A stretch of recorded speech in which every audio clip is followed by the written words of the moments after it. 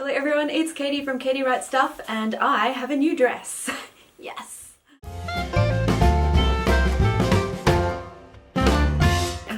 Today I'm doing my April makes video, and if you remember my plans for April, they were quite optimistic, despite the fact that I know I'm a very slow sewer. But I'm a fast knitter, so I did knit more than I sewed. I don't know how that works, it should be the other way around, but that's how it went.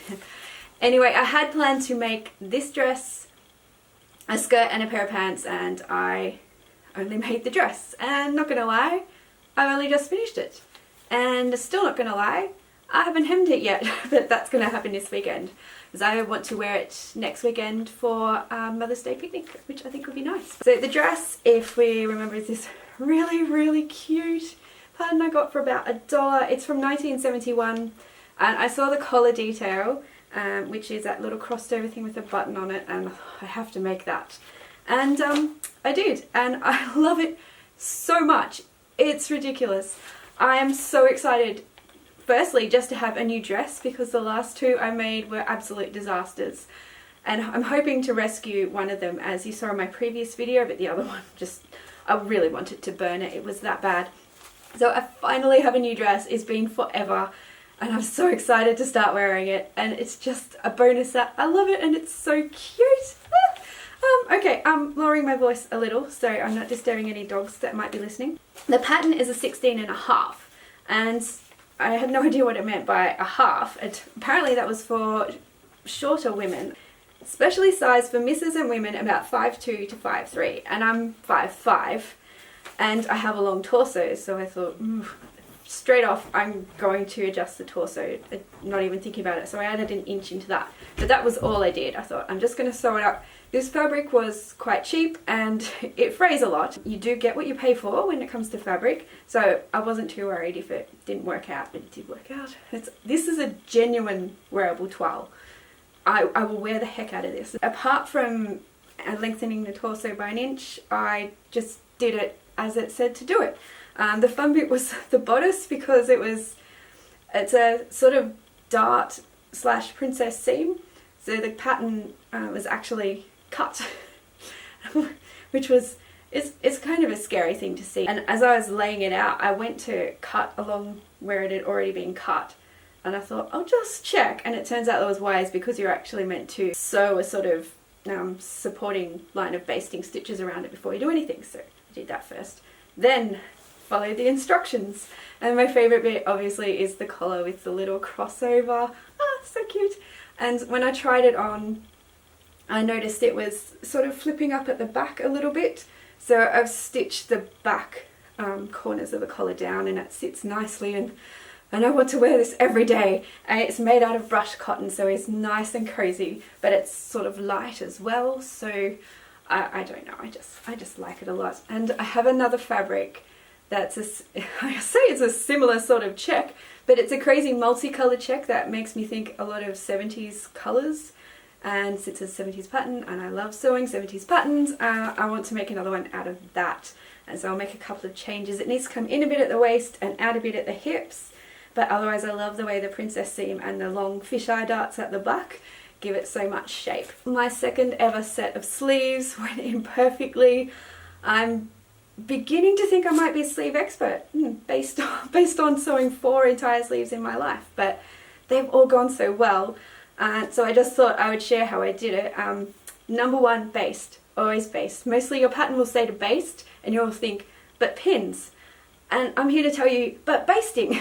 Seriously, baste it. It holds things in place, and you want to go slowly when you're sewing sleeves anyway, and if you're going slowly to make sure you're following the right curve rather than slowly to remove 50 million pins, I just think that's more efficient and less irritating somewhat.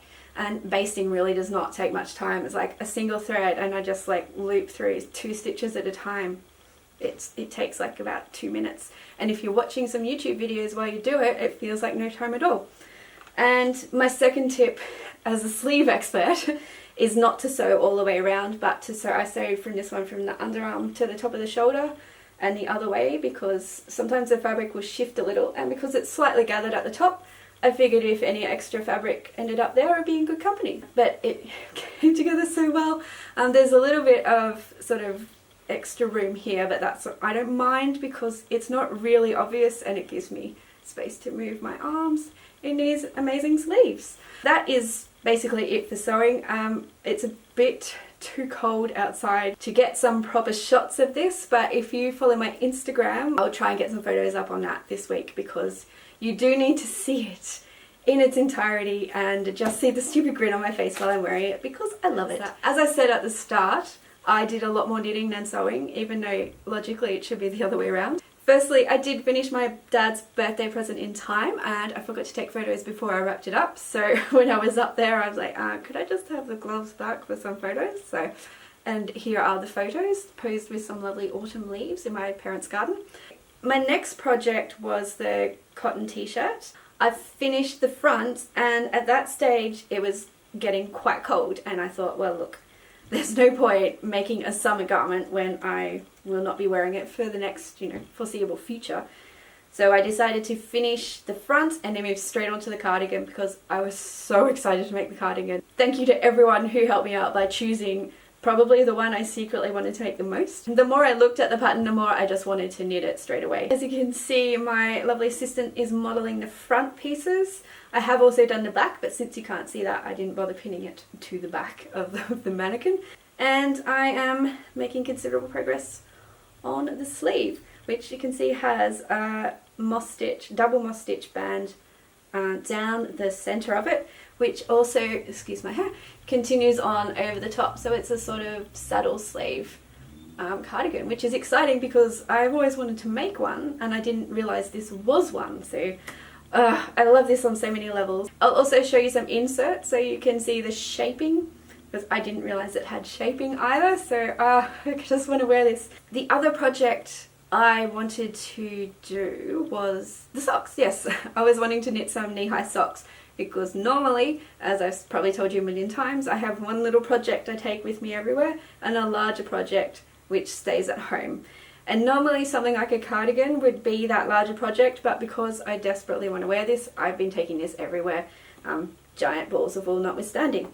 So the socks are sort of, they're in a little bag ready to go, but I'm probably not going to get to them until I finish this. And that is all of my knitting that I made in April. Next week I will come back and show you my plans for May, and hopefully I will have made a fair start on the sewing component of that so I can actually get some of them done. I also wanted to add in a bit of an apology to all those people who said they wanted to see all of the patterns that I found in my thrifting video a couple of videos ago.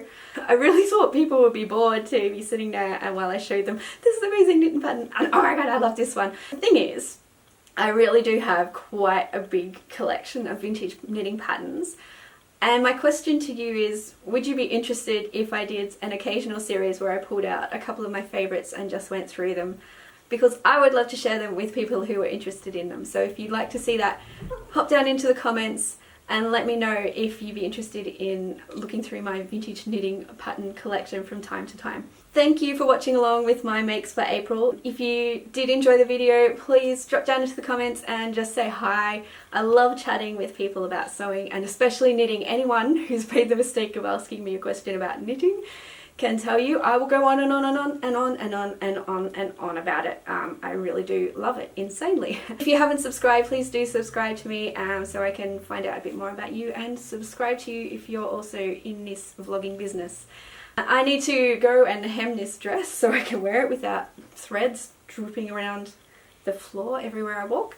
And I will catch up with you all next week. So in the meantime, keep up the good work with all the knitting and sewing, and I'll see you soon. Goodbye.